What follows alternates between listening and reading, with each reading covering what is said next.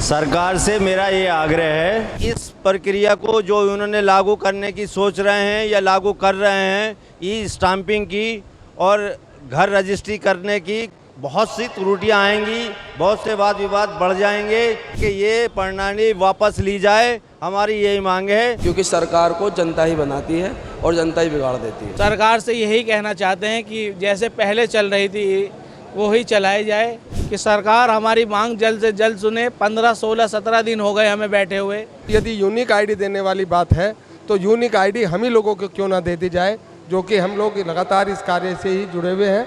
नई व्यवस्था लाने की कोशिश भी ना करें। पढ़ा लिखा प्रदेश नहीं है, इसमें हमारा भी नुकसान है, हमारे सीनियर्स का भी नुकसान है और आम जनता की बहुत सारा नुकसान है। इसमें लोग अभी इतने हाईटेक नहीं हुए हैं कि वो ई रजिस्ट्री कराने के बाद एक प्रमाण पत्र से ये संतुष्टि मिल जाए कि हमने ज़मीन खरीद ली या बेच दी। स्थिति ये हो जाएगी, अगर ये जो आने वाली प्रणाली, अगर ये प्रणाली चली तो भू माफिया लोग जो है 2 बीघे ज़मीन अगर किसी की खरीदेंगे तो 20 बीघे ज़मीन पर बैनामा करा लेंगे। नमस्कार, इस वक्त मैं मेरठ कचहरी परिसर में हूँ और उत्तर प्रदेश में पिछले 16 दिन से आज 17वां दिन है, एक आंदोलन चल रहा है ई रजिस्ट्री के खिलाफ, जिसमें दस्तावेज़ लेखक, वेंडर्स और एडवोकेट्स जो रजिस्ट्री का काम करते हैं, जो वेंडर्स, एडवोकेट्स और दस्तावेज़ लेखक जो रजिस्ट्री का काम करते हैं, ज़मीनों की खरीद फरोख्त में बैनामे कराने का काम करते हैं, वो धरने पर हैं।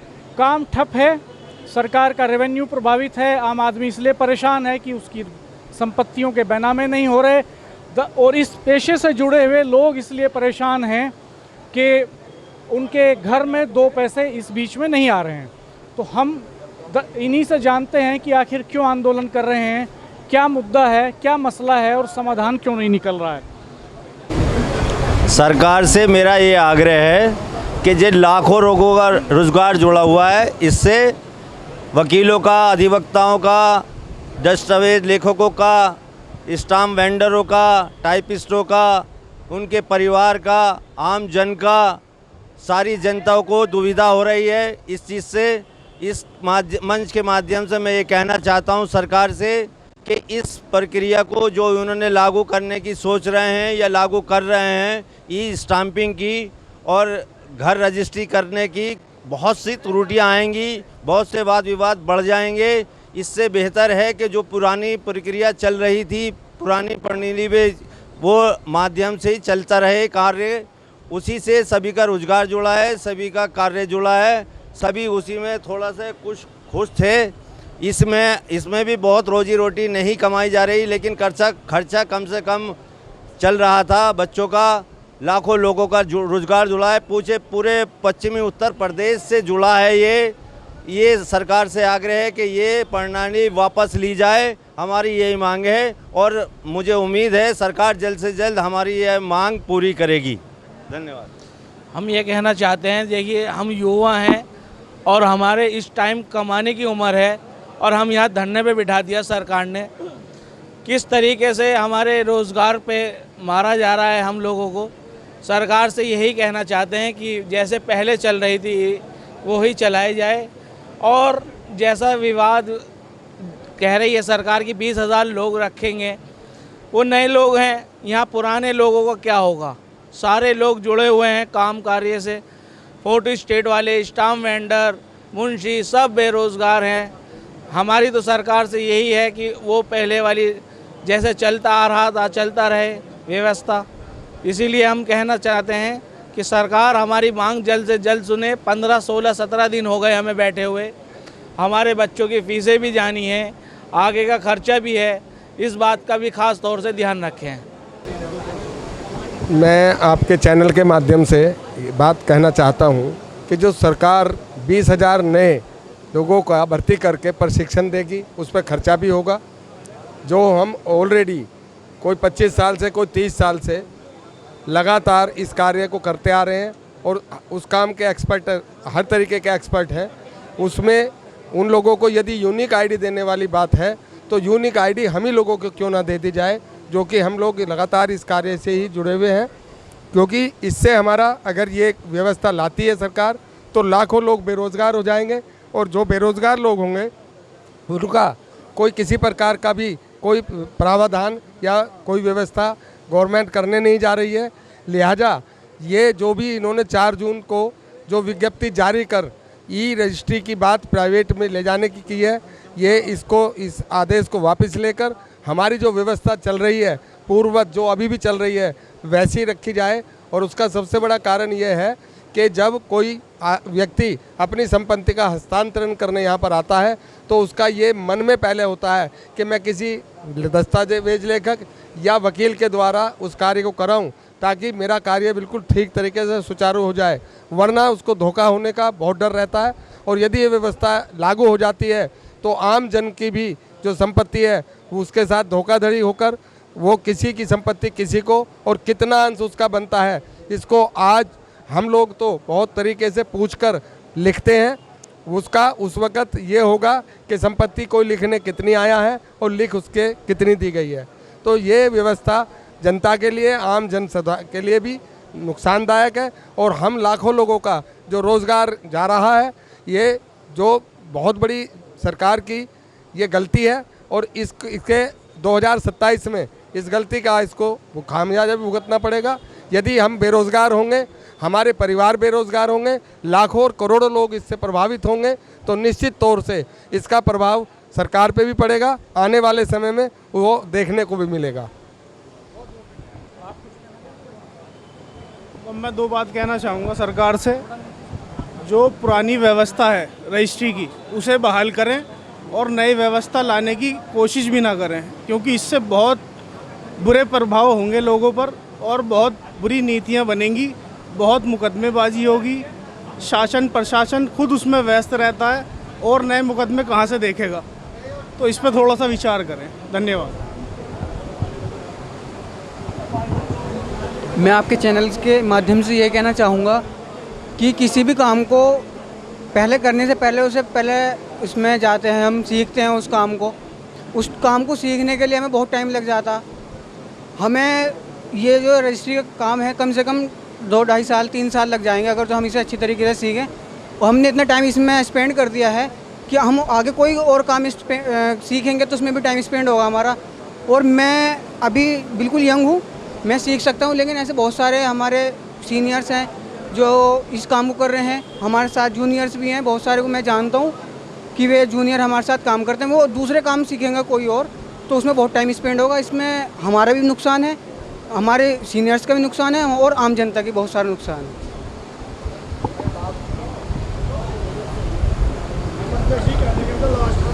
मैं नवीन कुमार शर्मा, इकाई अध्यक्ष मेरठ।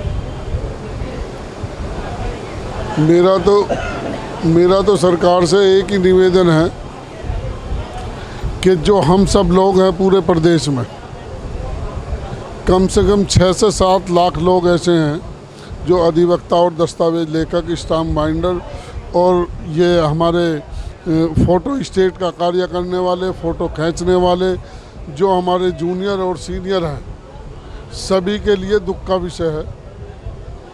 जो हम लोग मैं स्वयं 35 साल से ये कार्य कर रहा हूँ। अब जब नई नीति आएगी तो दिक्कतों का सामना तो करना पड़ेगा। हमारा देश जो है वो कृषि प्रधान देश है। इसमें लोग अभी इतने हाईटेक नहीं हुए हैं कि वो ई रजिस्ट्री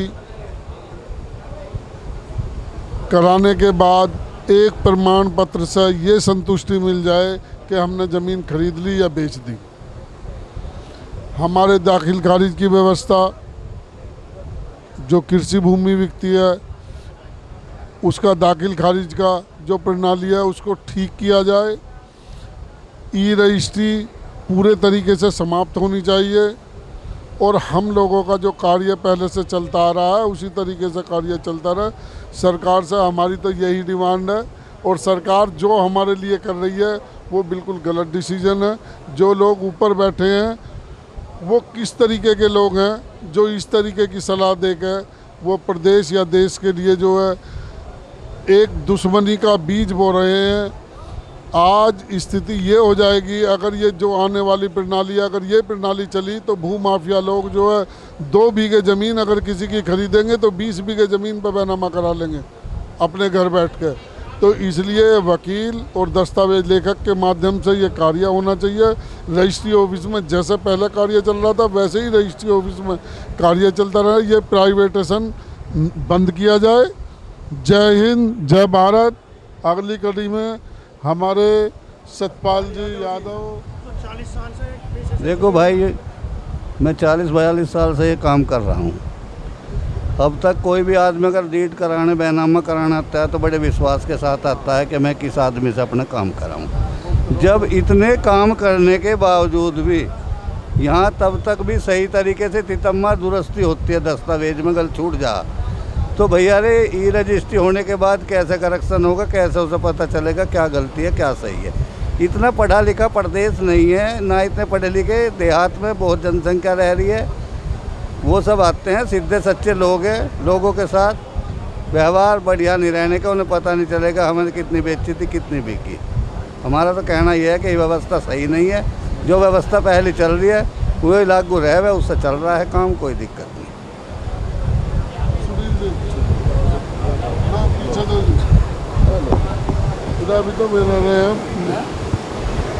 मैं सरकार से यही कहना चाहूँगा, देखो अभी मेरी शुरुआत ही है, कचहरी में आके अभी शुरुआत ही की थी और यहाँ आते एक धरना जैसे कामों को देखना पड़ रहा है। तो सरकार से यही कहना चाहूँगा कि सरकार ऐसे कार्यों को जो है जनता के बीच में ना लाए जो उनके हित में ना हो, जिससे जनता को नुकसान हो। तो सरकार को ऐसे काम करने चाहिए जो जनता के हित में हो, क्योंकि सरकार को जनता ही बनाती है और जनता ही बिगाड़ देती है। तो इसलिए सभी का सोच समझ के जो है काम को करें। ई रजिस्ट्री जो है पहले से चली आ रही है, उसी को जो है चलाएगा। हाँ बिल्कुल, सरकार से मांग है कि जो पुरानी व्यवस्था चली आ रही है वो हमारी चली जाए और जो नई व्यवस्था लागू कर रहे हैं इसके तो बहुत खामियां हैं। ये सबकी समझ में, अभी इनकी जो इनके बाबू हैं उनकी समझ में नहीं आ रही कि सिस्टम क्या काम करेंगे। उसमें बहुत कमियां हैं और सरकार कह रही कि हम रोज़गार दे रहे हैं, लेकिन ये तो इन्होंने जो रोज़गार मिला हुआ वही खोस लिया। और पूरे प्रदेश में कितने लाख लोग इससे प्रभावित होंगे, कितने परिवार होंगे, तो इसका तो इन्हें अंदाज़ा भी नहीं है। और जो लोग 40 साल से इस काम को कर रहे हैं उन्हें जबरन इस पेशे से बाहर किया जा रहा है। उसमें दस्तावेज हों या एडवोकेट हों, ये बेचारे टाइपिस्ट हैं, स्टाम्प वाले हैं, तो सब बहुत बड़ी समस्या ये है। मेरे तो सरकार से अनुरोध है कि जो पुरानी व्यवस्था इसको ही बहाल किया जाए और ये जैसे ऐसे ही चलाया जाए। उनमें जो हमारे एफिडेविट्स जाते हैं खरीदने वाले बेचने वाले के, वो यहाँ से ऑनलाइन यहाँ से स्कैन करके तहसीलों को भेजे जा रहे हैं, मगर प्रक्रिया वही की वही है, सिस्टम वही का वही काम कर रहा है, पटवारी वही काम कर रहे हैं। वो हार्ड कॉपी के साथ और मूल बैनामे के साथ पार्टी को कहते हैं कि हमारे से आइए। वो जो डेट जो निश्चित होती है, यदि उस पर पार्टी अपना मूल बैनामा लेकर और एफिडेविट्स को लेकर हाजिर नहीं होती है तो 6 महीने हो जाए, साल हो जाए, उसका संज्ञान तक नहीं लगा। आप अच्छी व्यवस्था का लाना चाहते हैं, अच्छी व्यवस्था को लागू करना है तो फिर इन खामियों को भी देखना जरूरी है। तो आप तहसील में व्याप्त है, कल हर जगह व्याप्त होगी। आपने सिस्टम तो लागू कर दिया कि नहीं, हम सरलीकरण कर रहे हैं, हम पब्लिक के लिए कार्य कर रहे हैं, लेकिन उसका फॉलोअप कहाँ है कि कौन आदमी पब्लिक का दोहन कर रहा है। आज तहसील में हो रहा है, हर विभाग में हो रहा है, तो सुनने वाला नहीं है। लिहाजा ये सरकार 145 करोड़ की जनता को कुछ ही लोगों के हाथ में उनका कार्य देकर सब लोगों को बेरोजगार करके ये नहीं देखना चाहती कि ये वो देश नहीं है ये पूरे के सामने से हट जाओ जरा, 3 करोड़ हो, वहाँ पर वर्किंग फोर्स कम है, वन फोर्स पावर कम है। पूरे के सामने से भाई पूरे के सामने हट जाओ, ऑनलाइन करके सुचारू रूप से बढ़ाया। पर हमारा देश जनसंख्या बहुत ज्यादा है, रोजगार की कमी है और जो रोजगार से जुड़े हुए लोग हैं वो उसके बाकायदा माहिर है। भैया जब बेरोजगार हो जाएंगे तो सारे वहीं गोरखपुर मठ में ही चलेंगे, बस वहीं बैठे हैं सारे एक जैसे हो जाएंगे, चिमटा बजाने बात सही है, वहीं बैठे। साथियों, हमारे बीच में सूरजकुंड व्यापार संघ के महामंत्री श्री रविंदर सिंह जी हमारे बीच में है। पहले मैं उनका धन्यवाद करता हूं, स्वागत करता हूं और उनसे आग्रह करता हूं कि वो आए और सभा को संबोधित करें। रविंदर भाई, आंदोलन को बड़ा किया जाए और सभी लोगों को इसमें शामिल किया जाए। प्रभावित सभी लोग हैं, लेकिन ये है कि आवाज़ उठाने वाला कौन है, ये शुरुआत कौन करेगा, ये सब इंतज़ार कर रहे हैं। आज आप जाइए किसी भी मार्केट में, रोज़गार है नहीं किसी के पास। पता चला कि लाख रुपए के किराए पर उन्होंने दुकान ली हुई है, 50,000 भी उसकी तनख्वाह नहीं निकल पा रही है। तो ये स्थिति सब जगह है। और व्यापारी का ये है कि वो जब तक प्रयास करता है, साहस करता है, जब तक जो है उसकी अंतिम सांस तक एक एक चीज़ें बिक नहीं जाती या गिरवी नहीं रखी जाती। सारी दुकानों का जितना कारोबार है, जितना हमारे मेरठ में व्यापारी हैं, सब कहीं ना कहीं बैंक से कोई लोन लिए हुए है, कोई अपना लिमिट बनाए हुए है। वो जब तक उसे यूज कर रहा है, जब तक वो बिल्कुल अंतिम क्षण में बिल्कुल बिकने वाली स्थिति में नहीं पहुंच जाता। वो स्थिति आज हमारे जो राजस्व विभाग की हो गई है। जो हमारे डी डायरेक्टर है, हमारे अधिवक्ता हैं, अधिकतर अधिवक्ताओं का डेली का इतना स्टाफ वगैरह है, वो डेली की उनकी जो है कमाई होती है और डेली के उनके खर्चे होते हैं। तो इस तरह से वो डेली जो धन अर्जित करते हैं उसको व्यय करते हैं। आज जब सारी कमाइयाँ बंद कर दी गई हैं, सारे रास्ते बंद कर दिए गए हैं, तो सोचिए उनका परिवार कितना प्रभावित होगा। ये ना तो सरकार सोच पा रही है, ना ही प्रशासन सोच रहा है। प्रशासन यहीं से रिवेन्यू इकट्ठे करके उनकी तनख्वाह दी जा रही है, वो तनख्वाहें मोटी मोटी तनख्वाहें ले रहे हैं, उन पर फ़र्क नहीं पड़ता है कि पीछे क्या काम चल रहा है, क्या नहीं चल रहा है। लेकिन जो प्रभावित हो रहे हैं उनके मन से पूछिए कि आज उनकी स्थिति क्या हो गई है। तो मेरा कहना यही है कि हमारे सभी गणमान्य व्यक्ति, हमारे जो अधिवक्तागण हैं और हमारे सभी साथी जो हैं, वो सभी लोगों को साथ लें, इस आंदोलन को बड़ा करें, जिससे आप सरकार की जो कान पे जूनी रेंग रही है उसको जो है सोचना पड़े कि हमें इसके लिए क्या करना है। और राजस्व विभाग जितना प्रभावित कर रहा है, इतना शायद कोई भी प्रभावित सरकार को नहीं करता। धन्यवाद। ये भी जो जूनियर हैं सारे साथी बेरोज़गार हो गए, सरकार इसको देख नहीं रही है और 20,000 नए लड़के रखने को जो आज तक जिसने काम ना किया हो उन्हें रखेंगे, ऐसे कैसे होगा। हमारे जो बड़े बड़े डीड राइटर हैं, एडवोकेट हैं, उनसे भी कुछ ना कुछ गलतियाँ हो जाती हैं और फिर हमें तितम्मा कराना पड़ता है। और आज उसके बाद ये जो नए लड़के रखेंगे उसमें पता ही नहीं चलने का कि डीड में क्या कर दिया क्या नहीं कर दिया। वो तो एक सर्टिफिकेट दे देंगे और पहले 12वीं क्लास वालों को रखा जाएगा, फिर उसमें से रखा जाएगा बीटेक वालों को। ये क्या काम करेंगे, इन्हें क्या पता। दूसरी बात ये है, ये हमारा उम्र पैसे कमाने की है या धरने देने की है। हमारे छोटे छोटे बच्चे हैं, सब कुछ है, हम यहाँ धरने पे बैठे हैं। सरकार को ये देखना चाहिए, हमें बेरोज़गार कर दिया और उन्हें 20,000 को रखना चाह रहे हैं। बड़ी बड़ी उम्र वाले अधिवक्ता क्या काम करेंगे, क्या रोज़गार देखेंगे, क्या करेंगे। जिसके बच्चे पढ़ रहे हैं, फीस देनी है, लोन देना है, सब कुछ ख़त्म कर दिया। आज सरकार ने सारा काम, ये उम्र हमारी कमाने की थी, हमें धरने पे बिठा दिया। और जो हमारे नए नए साथी आए हैं, यामीन भाई, ये जूनियर हैं, इन्होंने भी धरना देख लिया कि ये भी हड़ताल चल रही है 15 दिन तक। क्या कचहरी में क्या कमा रहे हैं, क्या खा रहे हैं।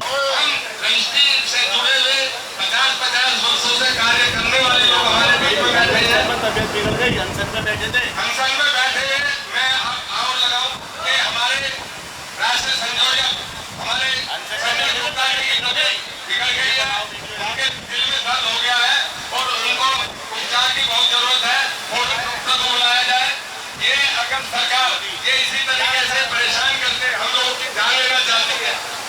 अरे इनका अनशन करवा दो यार, फ्रूटी लियो बच्चे एक जगह पे जल्दी से, देरी मत करो। अनशन में बैठे हैं और उनका जो है देखिए बहुत काम हो गया है, आज में दर्द होना शुरू हो गया है। लेकिन ये घूमी, ये पहला प्रशासन, ये इसके किसी भी तरीके की छू नहीं रह गई है।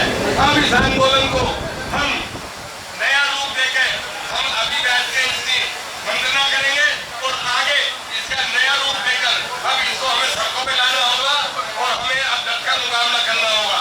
अब हमें ये देखना होगा कि हम कैसे इसका आगे कैसे बढ़ाए करें। फिलहाल गुप्ता जी को देखो, संयोजक जी की तबीयत खराब हो गई है, ना अनशन पर बैठे थे, ना कोई प्रशासन और ना कुछ ये कान में